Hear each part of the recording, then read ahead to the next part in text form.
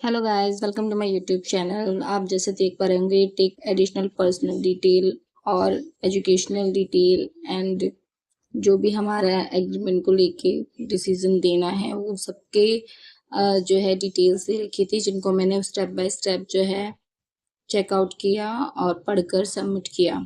सारे ऑप्शन दे रखे हैं जैसे कि मेरी स्क्रीन पर देख पा रहे होंगे। ये ऑप्शन भी आपको देखने को मिलेंगे जब आप अमेजॉन वर्क फ्रॉम होम के लिए अप्लाई करते हो।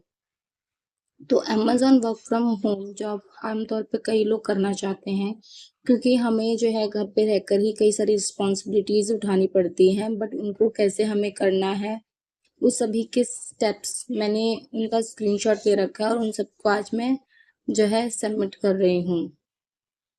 तो ये सारी जो है एक तरीके से इनका डिटेल्स आई थी जिसको मुझे कंफर्म करना था। कंफर्म करते करते मैंने कंटिन्यू पे क्लिक कर दिया और उसके बाद मेरा जो है असेसमेंट भी हुआ। ये है एक एप्लीकेशन फॉर्म जहाँ से स्टार्टिंग करते हैं, एक तरीके से रजिस्ट्रेशन है हमारा, जिसके थ्रू हमारा आगे का प्रोसेस जो है स्टार्ट होगा।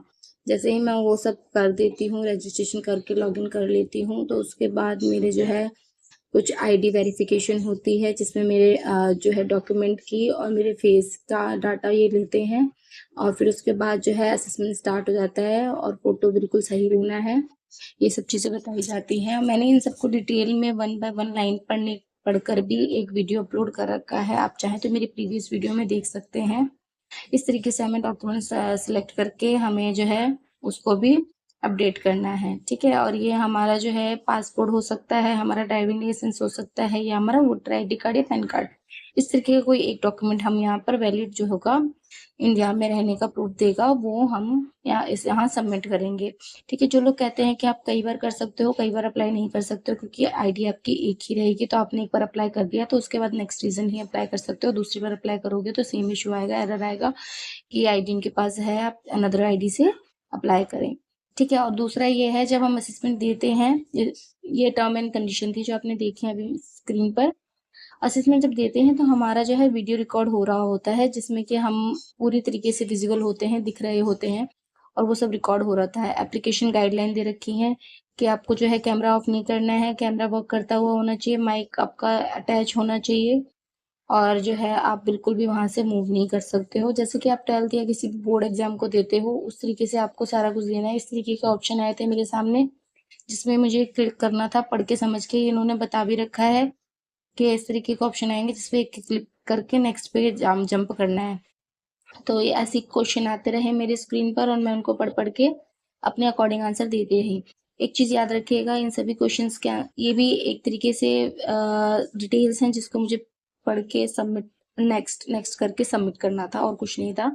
जब असेसमेंट स्टार्ट हो जाता है तो क्वेश्चन जो भी आते हैं तो याद रखिएगा, आपको अपना खुद का लॉजिक लगाना है कि आप सच में प्रॉब्लम सॉल्विंग क्वेरीज को रिजॉल्व करने की एबिलिटी है आपको, कैपेबिलिटी है आप में, तो आप उसका आंसर दे पाओगे।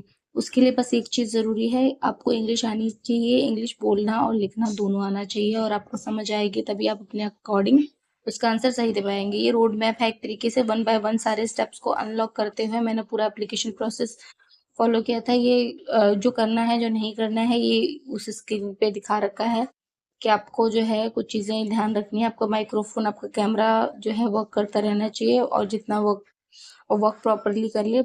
और आपको जो है पूरी लाइट अच्छे से रूम में हो, ऐसी जगह पे बैठना है, क्वाइट होना चाहिए प्लेस, और वहाँ पर बिल्कुल भी नॉइस नहीं होनी चाहिए और बिल्कुल भी इंटरप्शन नहीं होना चाहिए। इट मीन आपके आसपास उस टाइम पे कोई भी ना हो, ना आपको फोन कॉल आए, ना आप फोन की तरफ देखोगे, ना आप किसी से बात करोगे। कोई रूम में एंटर करता है, नो, आपको इफेक्ट नहीं पड़ना चाहिए, ना उसकी आवाज़ आनी चाहिए, क्योंकि ड्यूरिंग द असेसमेंट हमारी जो है आवाज़ भी रिकॉर्ड हो रही होती है, और हम जो एक्शन कर रहे होते हैं वो तो डेफिनेटली रिकॉर्ड हो रहा होता है, और हमारी पूरी फेशियल डाटा ये कैप्चर कर रहे होते हैं। तो यानी कि इट मीन हम जो भी एक्टिविटी कर रहे हैं वो सारी कैप्चर हो रही है, इसलिए इन्होंने मना करा है टोटली कि हम लेट कर नहीं दे सकते असेसमेंट।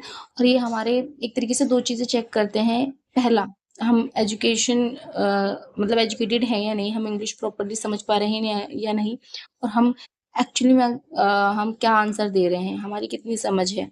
दूसरा ये देखते हैं कि हम इस काम को लेके कितना सीरियस है। अगर हम सिटिंग एरिया में बैठते हैं नॉइस होती है, तो इसका मतलब हम थोड़े सिंसियर नहीं हैं, मैच्योर नहीं हैं। बट हाँ, जो इन्होंने गाइडलाइन दी है उसको फॉलो करते हुए एक क्वाइट प्लेस पे, जैसे कि एक कमरे में टेबल डेस्क लगा हुआ है जहाँ पर, वहाँ जैसे हम जॉब करते हैं उस वैसा प्लेस है, वैसा माहौल है, उस जगह पे बैठ के हम काम कर रहे हैं, टेस्ट दे रहे हैं, तो इट मीन्स हम सीरियस हैं इस चीज़ को लेके, और हमारे पास इन फ्यूचर भी अगर हम सिलेक्टेड होते हैं तो ऐसे ही प्लेस पे बैठ के हम काम करेंगे, इनकी यही रिक्वायरमेंट है।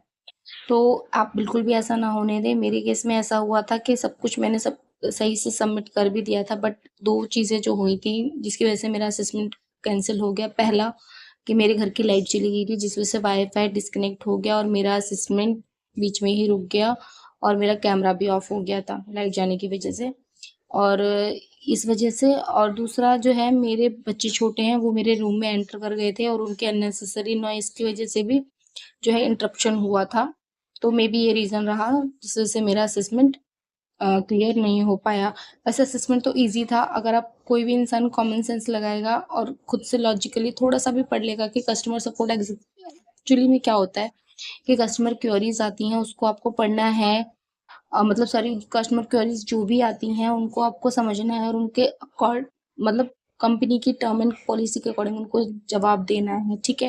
एज अ कस्टमर आप लोग भी कई बार कस्टमर केयर पे कॉल करते होगे, चाहे अमेजोन ही क्यों ना कंपनी हो या कोई भी अदर कंपनी, आपने कोई प्रोडक्ट मंगाया है उससे रिलेटेड आपको कोई भी क्वेरी है कि वो अनबॉक्स है या टूटा है या मतलब रॉन्ग साइज है या कलर डिफरेंट है, कुछ भी आपकी क्वेरी होगी या टाइम पर डिलीवर नहीं हुआ है, तो आप कैसे उसका आंसर करोगे।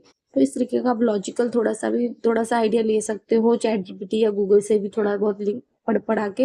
अदरवाइज जो आपको खुद सुटेबल लगता है कि हाँ आप उस जगह हो तो क्या करोगे, सामने वाले को सेटिस्फाई करने के लिए क्या कहोगे, तो वो आप आंसर दोगे तो एक्चुअली में आपका ये असेसमेंट पास हो ही जाएगा। अदरवाइज इसमें जो भी क्वेरीज पूछी गई हैं उन सबके जो है ऑप्शन दे रखे हैं, क्या क्वेश्चन ये है तो आप उसके नीचे जितने भी ऑप्शन दे रखे हैं वो आपको क्या लगता है, आप वो उसमें से कौन सा सही आंसर रहेगा, आपको खुद से आंसर बना के नहीं देना है। वो हाँ, अगर वो एक सेक्शन आता है जिसमें कस्टमर कन्वर्सेशन होती है, जिसमें आपको एक कुछ ऑडियो क्लिप होगी जिसको आपको सुनना है, उसमें क्वेश्चन किया होगा ऑर्डर से रिलेटेड, प्रोफाइल से रिलेटेड या लॉगिन से रिलेटेड, तो आप उसको किस तरीके से रिजॉल्व कर सकते हो, मतलब उनको किस तरीके से स्टेप्स को गाइड करके बता सकते हो कि आपको क्या करना है और कैसे आप अपनी प्रॉब्लम को सॉल्व कर पाओगे। उसमें आपको 30 सेकेंड का ऑडियो जो है क्लिप आपको रिकॉर्ड करके सबमिट करना होता है बस। अदरवाइज बाकी सब कुछ ठीक है, बाकी सब में ऑप्शन दे रखे होते हैं, आपको बस ऑप्शन चूज करने होते हैं, दैट्स इट। असेसमेंट इजी है, ज़्यादा टफ नहीं है, आप घर बैठे आराम से कर सकते हो। बस एक ही जो है इसमें ज़रूरत रहेगी वो है आपकी इंग्लिश। इंग्लिश आपको आनी चाहिए, बोलनी और समझनी भी। अगर आप इतना कर लोगे तो डेफिनेटली आपका सिलेक्शन हो जाएगा। ज़रूरी नहीं है कि ये यूएस एक्सेंट ही आपके आए तभी आप कर सकते हो, नहीं। इंग्लिश बस बोलनी आनी चाहिए आपको, सामने वाले समझ ले आपकी बात और आप सामने वाले की बात समझ लो, बस।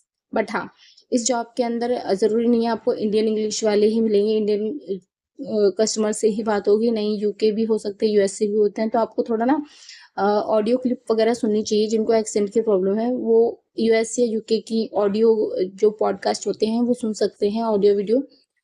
पॉडकास्ट सुनने से आपको हैबिट थोड़ी सी हो जाएगी कि हाँ, अगर मान लो कोई यूके का कस्टमर आपसे क्वेरी करता है तो आप उसको किस तरीके से समझ सकते हो, ठीक है। जब आप समझ पाओगे तभी उसका सोल्यूशन दोगे। तो मैं तो कहूँगी आपको थोड़ा सा प्रिपरेशन कर लेना, उसके बाद ही असेसमेंट को देना। और दूसरा, आपके पास ना एक माइक्रोफोन होना चाहिए, माइक्रोफोन के साथ साथ आपके पास लैपटॉप होना चाहिए और उस कमरे में पूरी लाइट की फैसिलिटी होनी चाहिए जिसमें आप जो है ये असेसमेंट दे रहे हो। असेसमेंट देने के बाद आपको सिंपली कुछ नहीं करना है, एक आध घंटा वेट करना है, एक आध घंटे में आपको मेल आ जाएगा। मेल आते ही आपको नेक्स्ट स्टेप के लिए बोल दिया जाएगा। नेक्स्ट स्टेप में आपको सिंपली कुछ नहीं करना है, आपका एक इंटरव्यू होगा, इंटरव्यू के लिए शेड्यूल करना है। इंटरव्यू शेड्यूल होते ही आप जो है इंटरव्यू दोगे एचआर को, और एचआर को इंटरव्यू देने के बाद आपका सिलेक्शन होगा या रिजेक्शन, वो आपको मेरे ऑन द स्पॉट नहीं तो कुछ देर में आपको बता दिया जाएगा ऑन मेल।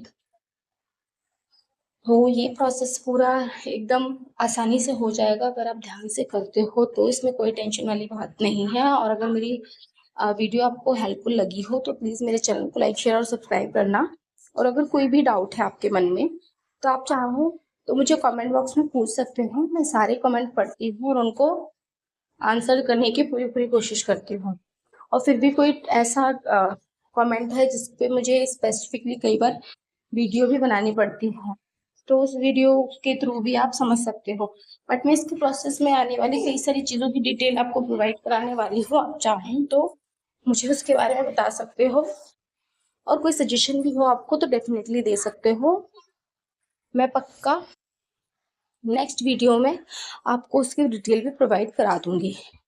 अभी फिलहाल बहुत सारी work from home job vacancies निकल रही है, आप चाहो तो उनके लिए भी अप्लाई कर सकते हो।